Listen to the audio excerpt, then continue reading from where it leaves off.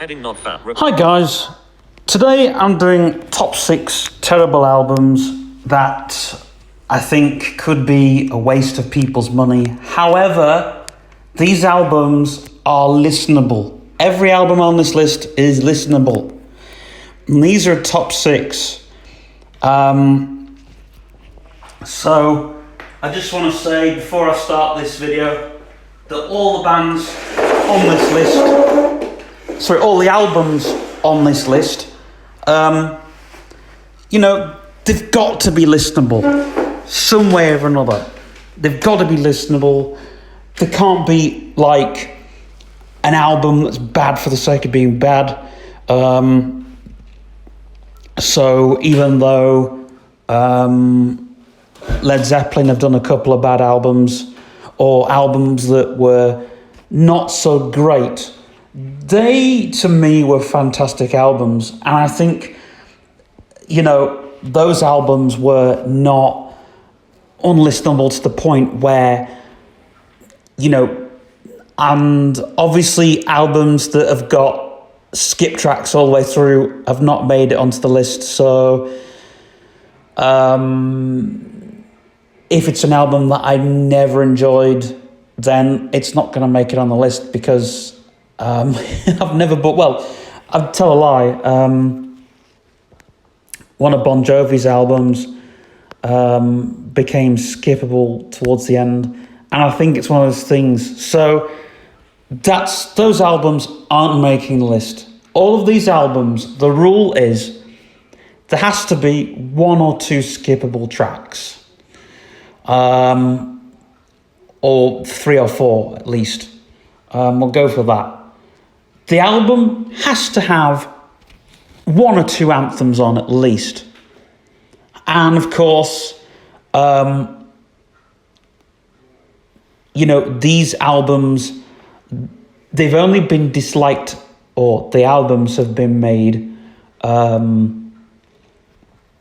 terrible by critics, shall we say. So I'm sticking quite a few albums here on the list. I'm doing 7 instead of 6 because I've actually thought of one album on the list which I find more difficult to listen to than an actual, terrible album. However, it's not a rubbish album. Because what I class as a rubbish album, what you class as a rubbish album, may be different. But anyway, let's get into the list then. So at number 7 is Black Sabbath's 13. Now, before you go on, Black Sabbath have done quite a few rubbish albums, but this was the one that I had to buy. Oh yeah, and that's the one rule, just to go off track. The other rule is I have had to own these albums or have listened to them, So those albums I didn't actually listen to, or if I did, I didn't really enjoy them. Tony Martin, he's got a fantastic voice, but unfortunately, his album I never really heard. I heard the one with Glenn Hughes on, but that's another topic for another day. So 13 was a disappointing album. Wasn't rubbish. It was more disappointing. But it was a good album, and that's why it's so high on the list, because I enjoyed literally more than one track on it. The intro, they literally went back in time. It was as if they were rewriting, what is it they say? Rewriting old anthems again. You could see that they were recycling the old, Black Sabbath tune. You could see that there was real good sections in there. And Tony Iommi really, not only was the face-melting riffs, there was an awesome solo on it. Of course, the one thing missing from the band was Bill Ward. It would be nice to have him on the album, but, Rage Against the Machine's drummer, There were interviews that got released after 13 that I read that were just fantastic, saying that he really enjoyed doing the album. He really fitted the bill. And to be frankly honest, I don't understand why they didn't have him earlier on, because he's such a great drummer. I think if they'd had him on earlier on, then Black Sabbath would have been still an absolute brain-blowing band. It's just sad that Bill wasn't on it for me, and that's one thing that does it. You can tell the sound from the last album, Devil You Know, which was the last album with Dio on it, was just you could tell that the guitar sound was the same. The drum sound was very different. And at least they didn't auto-tune Ozzy's voice, which you could tell there was a few songs on there where Dio's voice was auto-tuned.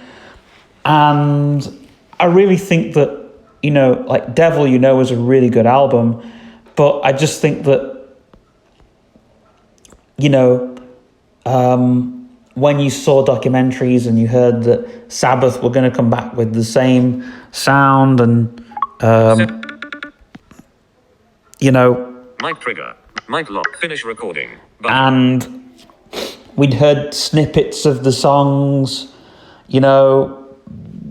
Ozzy's voice was really good on that album, and it was better. It was just like, I felt that the band were pushing themselves, and I felt that they had to. So really, and technically there are songs that I come back to. I think God Is Dead, which was a skippable track when I bought the album, I think now is an absolute awesome track, and it was a chart topper, and it turned a page for those years, because at the time there was a lot of cheesy bands. So circa 2014, 2015, a lot of bands were just, it was 2013, 2014. So there wasn't really anything in the way of music. Like, it was just a time when music had got tired. There was nothing new to buy. There was nothing new that we wanted.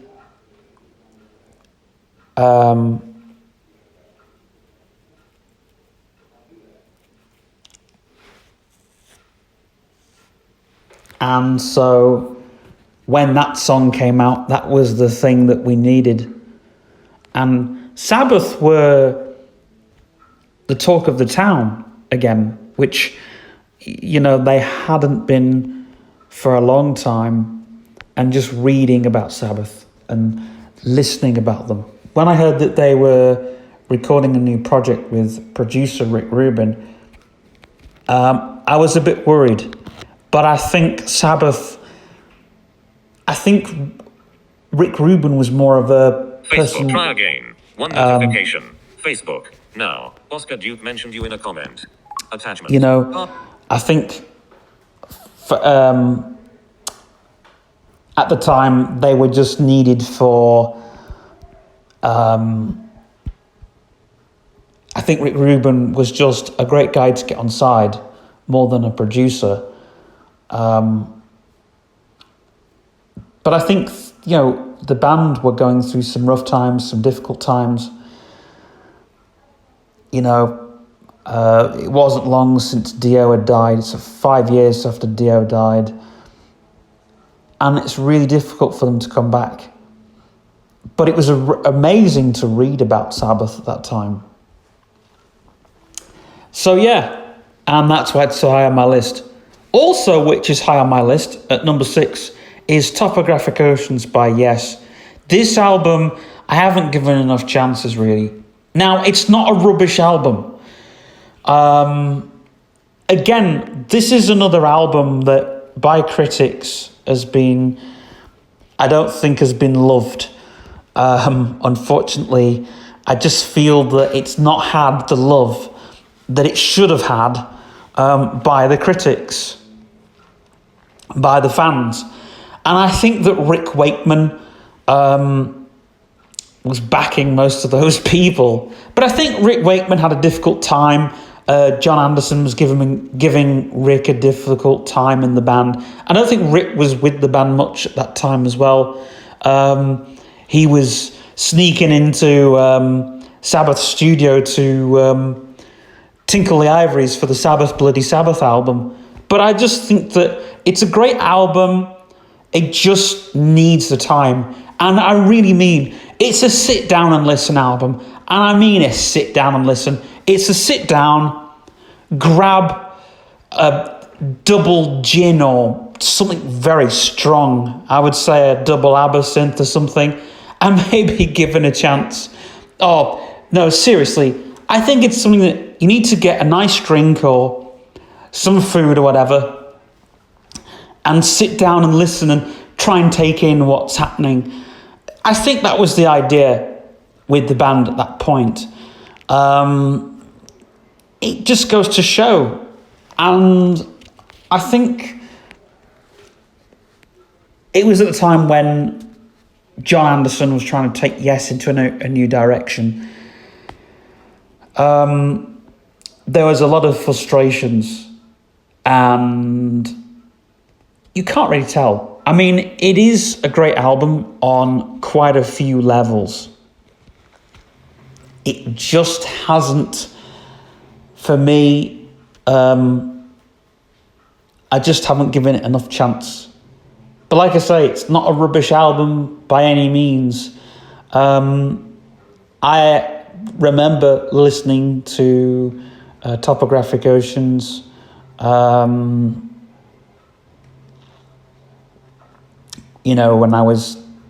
if I'd had a rough night and I just needed peace, or if I'd had an argument and I just needed something, slowing down, I'd listen to Topographic Oceans. But it was a great album for me. It just was a difficult album as well, because it was not always a great, I'd always skip past it in playlists. And I still find it a difficult album for me to listen to, just because, I don't know, it's like a book. It needs the chance. And for me, that's why it makes it on the list, because it needs a chance.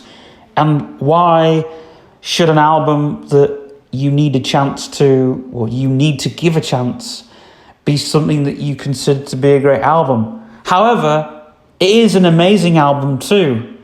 And that's why it's so high on the list, because I do have a love for it, as well as, I just need to give it more time. So that's why it's making the list. So yeah. At number 5 is Pendulums and Silico. Now, stop right there, guys. This album is, I would have picked Pendulum's final album, but since this album, beyond critics, seems to be the worst album, I seem to think that Pendulum at the time, in their interviews, weren't so happy with it. Now, okay, Pendulum weren't happy with it. I don't think a lot of fans were happy with it. It's one of those albums, isn't it? But I loved it as a first listen. So, again, that's why it's so high on the list, because it's a really great album. And, it's one of those that I do prefer their first album beyond the other albums. 2 notifications. Flipboard. Now. Passcode. Mic lock. Finish record. Mic lock. Mic lock. Mic lock. I just think, again, Pendulum, they had, retired from, they weren't retiring. I think to do a follow-up from their first album, which was an amazing album, is kind of difficult to follow on from. And also, they'd just revived to Prodigy. And so I think people were getting into the new sound of Pendulum. I think Pendulum's new stuff has got better. You know, and if you listen to Rob Squire interviews, he does always say it may have been a bad moment for us, but, you know, some people might think that it's a great album. On to number 4 then.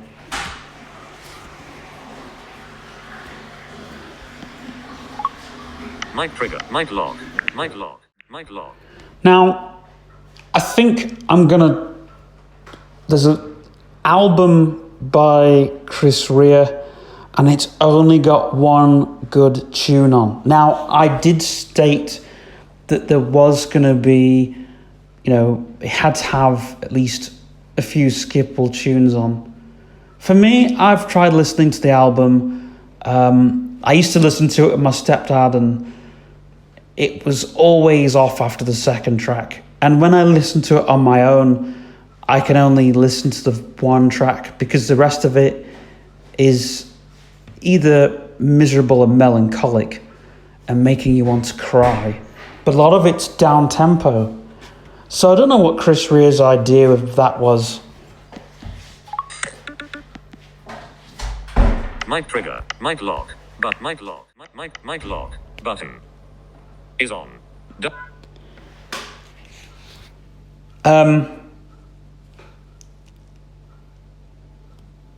So yeah, I think that's the problem, you know, with that album. In fact, we still struggle to listen to it to this day, you know. So we are getting up the higher of the list, and I think we are getting to rubbish album territory. But I think, you know, for that one good tune, and back then, I think what makes it a bad album is, you know, it was when you had to buy CDs. It was way before iTunes, way before the internet. You know, I heard this album when it was on a CD, and me and my stepdad, we'd get it out to listen to that one track, and then we'd put it away.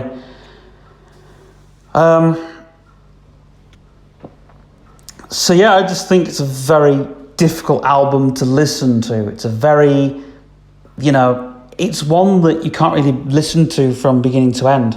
And it's only got one good tune on, which is the first track. You know, it gets you hyped up, dancing around everywhere. And the rest of it, after that, it's all kind of, you know, why kind of thing. It really questions, you know, why, really. At number 3 is the Prodigy Bootleg album.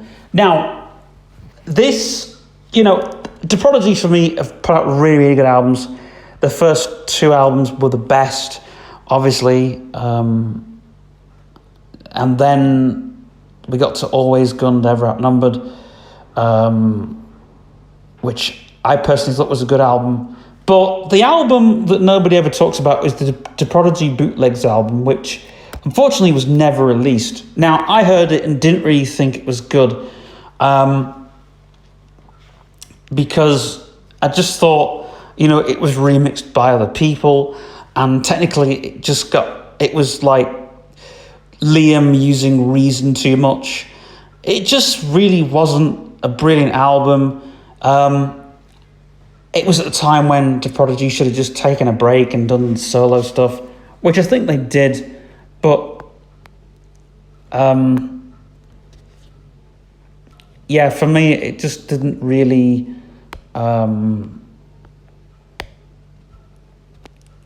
it wasn't, you know, for me, it just personally wasn't a great album. At number 2 is Metallica's Saint Anger. Now, I could have also put Lulu on here because I like both albums. Now, I'm just going to go off the beaten track here and say that Lulu is a great concept project. I just think Lou Reed wasn't in a fantastic place in the mind when this album was done. And I personally don't think Metallica were either. However, Saint Anger is a fantastic album. It's got two amazing anthems, which is Dirty Window, Some Kind of Monster, and Invisible Kid. 3 anthems. I think Metallica were just trying to go with the market. And I think what makes it a bad album is, again, it's hated by critics alike. You know, it's not hated by fans as much. I think the solos, you know, really, there's quite a few albums that I could have picked off the list of being bad Metallica albums. But I think what makes this album bad is it's been deemed unlistenable. Now, I'm just going to say here now, there's a lot of things that could be unlistenable. Unlistenable is a very wide definition. However, lazy journalists will just say this album is unlistenable. Well, really, as somebody who just goes out and listens to stuff, at the time, I thought, I'll give this album a try. And so I did, really. And, you know, it really was, to be frankly honest, it was a good album. You know, and but really, I think Metallica at the time were trying to go down the Korn and Slipknot route, really, which Metallica were doing all kinds of routes at the time. I think at the time, the record label was saying, you've been down the AC/DC route, you've been down the the classic rock route with the Black Album. Could you go down another route? So really, that's what they did. I think Metallica were at the time, they were pushed to their limits. They tried to write solos, but they couldn't. And they were forced to write the album, I think. You know, you watch that documentary and it's really hard to watch. You know, there's some silly arguments that a lot of bands have.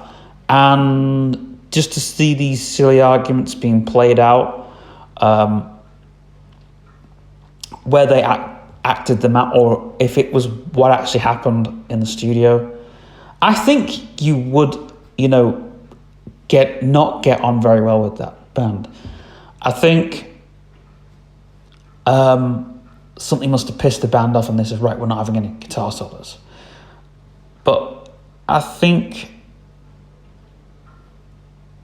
you know, like now, the guitar solos are what makes Metallica. Back in the day, it was, the guitar solo was, you know, yes, they were good, but they were put in all the right places. They weren't just put in random places, you know? Plus, I think Metallica kind of probably looking back on this album going, what were the critics thinking when we made this album?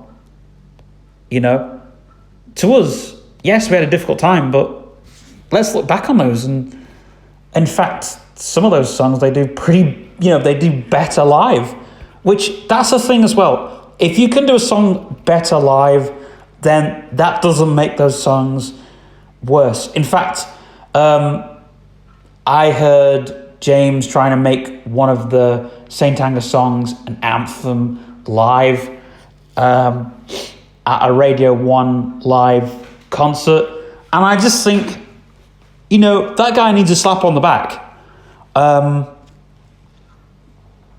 You know? So yeah. Anyway, enough talk on Metallica.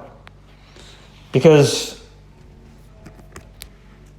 before we get into our number 1 slot, there is just one honourable mention, which is Slayer's Christ Delusion. Now, I laugh when people say this is a bad album. It's unlistenable. It's, I don't know. But again, I think Slayer at the time, were they had a new producer. They weren't working with Rubin at this point. And they only worked with Rubin for they worked with Rick Rubin. They only worked with Rick Rubin for one album. And they were working with a different producer entirely. And they were going back to their punk roots a little bit. If you hear Slayer's first album, they were a punk band that was going very heavy. And this was happening with a lot of bands. But Slayer came from the punk scene. And they came from, there was, like the thrashy side of punk, which punk was made to be played fast, fast and loud. A lot of thrash metal bands play fast and loud. So to come from Raining Blood to Christ Delusion, to do that, and I think they were angry with the record company in a lot of their songs.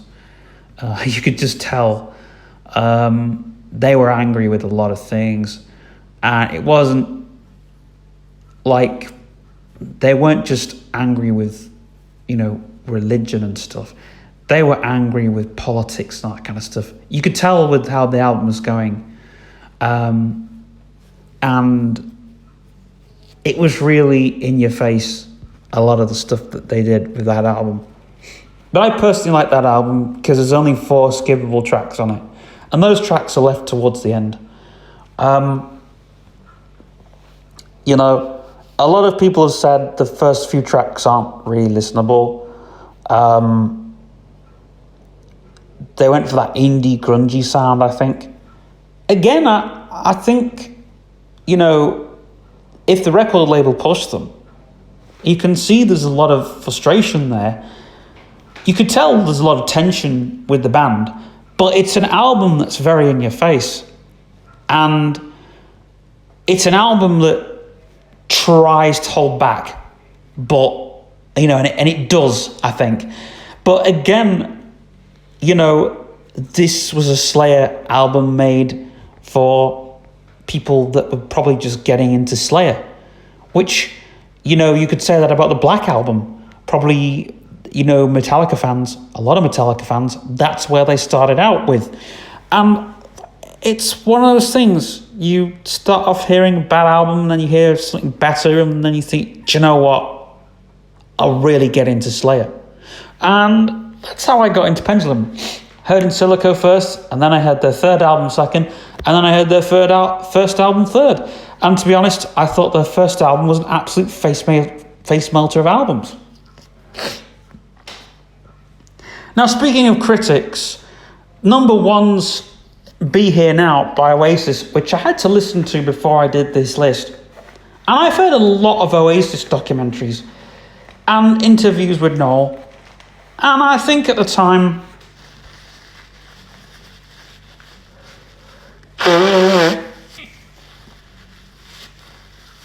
Oasis were, they'd just done 2 face melters, And to do 2 face melters and, an album that's probably not the best, probably not the worst, but this was a band, a lot of people going, the rock and roll band, and they put out that,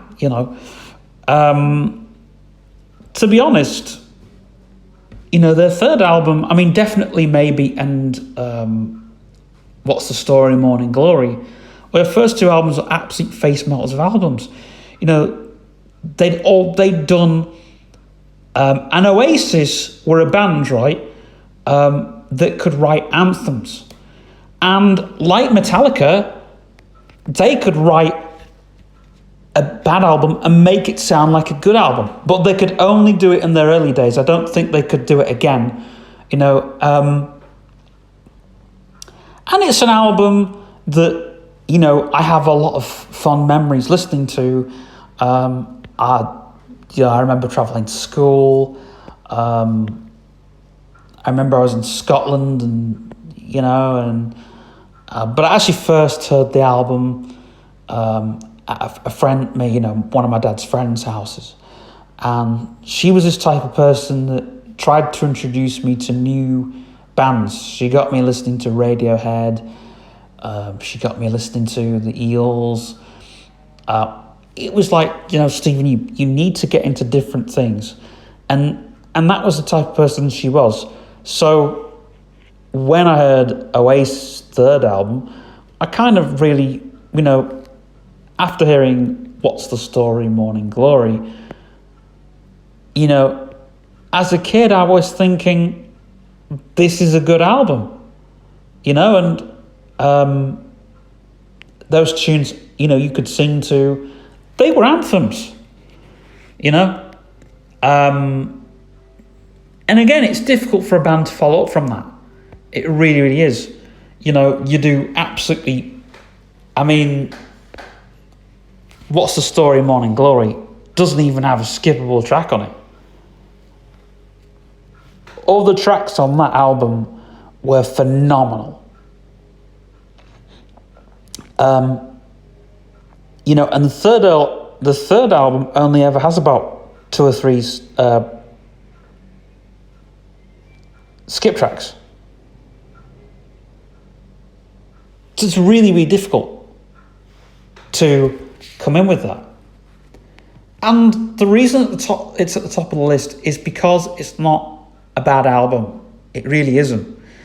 At the time when that album came out, it probably would have been a waste of money, of somebody's money, because that was at the time when CDs cost, an album would cost more than a single CD. People used to go and buy CD singles for like £3 or £4. You can't do that now. You can't go to the shops with £3 or £4 in your pocket and buy a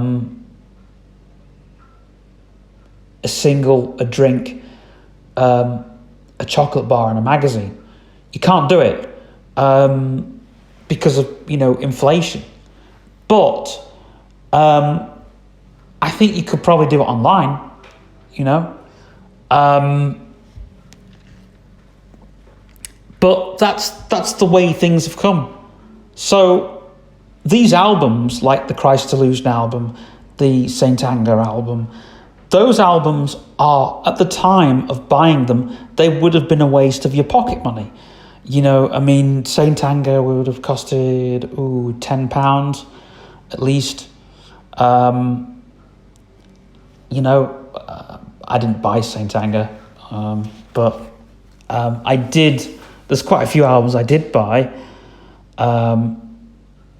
They're albums that I bought and thought, oh crumbs, why did I buy that? You know, and it's one of those things. And I've seen half of my CD collection that's been in a charity shop, or an album that I've wanted. I mean, I saw Hardcore Heaven in a charity shop, 3 discs, for something like $4.99, and I'm thinking, oh, grab it, you know? Which is why I always say to a lot of my fellow DJs, buy CDs in charity shops. They cost less than, crumbs. I think for a tenner you could easily buy 5 or 6 CDs at least.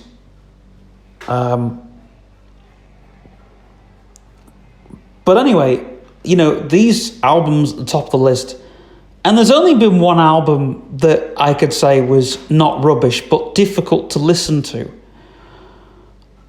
You know, I mean, I don't really buy rubbish. You know, I don't. It's, if I'm not into something, I won't buy it. I won't listen to it. That's it. And if it's been in my work collection, the amount of times I've got rid of an ABBA record and it just sneaks in. I think ABBA records are like, what are they? They're like, they just seem to crawl back in the CD collection. It's the same with the Beatles. Every time I've got rid of a Beatles album, it's always crawled back in. And I'm just like, oh no, why? But I really think that, personally, there are so many, things out there, like, and when, you look at your mum's and dad's CD collection, and you think, I wouldn't have listened to that a few years ago, and you give it a chance. Things like the Beach Boys. I absolutely love the Beach Boys records now. I wouldn't have owned a Beach Boys record a few years ago, but, me and my stepdad, we listen to something and we'll go, why don't you listen to this, that? And you're like, what's that? Who put that on? And one of those, we really laugh at it. I'm just thinking, oh my goodness grief. But this is the thing, even mums and dads now start listening to things that they wouldn't have listened to a few years ago because of YouTube, because of Amazon, because of Spotify, because of all these services that you have now. You're able to listen to full tracks, add them to your playlist, like them, dislike them. You can even review tracks before you buy them now. You can review a track on iTunes, and you can even give it a recommendation. So these are things that you can actually do. You can read reviews on albums, you can give them a try, you can listen before you buy, you can go on Spotify, you can go on YouTube, you can check out things, and before you know it, stuff starts creeping into your collection that you would have never bought 5 or 10 years ago. There are albums that I would not have bought a few years ago because it would have just been a waste of pocket money, and someone would have turned around and said to me, Stephen, why are you buying that for? You've just wasted all your money on that album if you don't even like it.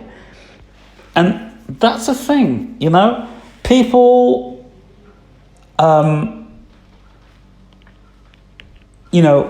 lot of these albums, they've either been given a bad review at the time of people buying it because they've had the hype of going out to buy it, and they get home and they put it in their CD player. I mean, the Sabbath album, for me, it was about £7. Oh no, it was a bit more. It was quite expensive on iTunes at the time because it came with a digital booklet and it came with a lot of stuff with it. There was pictures of the band, and it came with a nice little digital booklet, and there was a lot in that booklet that it came with. But,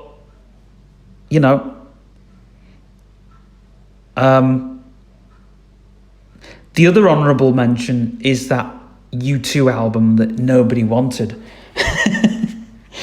I liked one of the tracks off it, but again, that is a bad album because people were forced to have that album. And even if you deleted it, here's the thing, even if you deleted it out your music, it would pop back up again if you opened iTunes. And if you deleted it from your history, it's been the only album that if you deleted it in your history, because you've got it, it still gives it you back. And it's the only album that's done that, and still does it. It's, again, a demon in the music collection. And I just think, maybe I'll probably do another video talking about demons in my music collection, because we've all got those demons in our music collection that just keep cropping up. We can't get rid of them. I don't know what it is. But again, all of these albums that I've put in this video are albums that I love, except for one album in particular. And,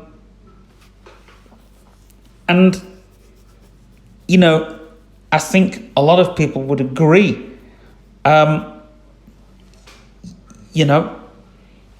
So I'm sorry about putting these little bits at the end, but I have to put these bits because people might put in the comments stuff like, oh, well, I've listened to this on Spotify and absolutely hate it. Yes, you might. But like I said, now you can listen to that for free. I'm talking about a time when there was no time, unless somebody just gave you the album to listen to. There was no way of judging if it was bad or good, because you had to, you had to know if you loved it or not. Anyway, without further ado, I am out. Mic trigger, mic lock, button. Mic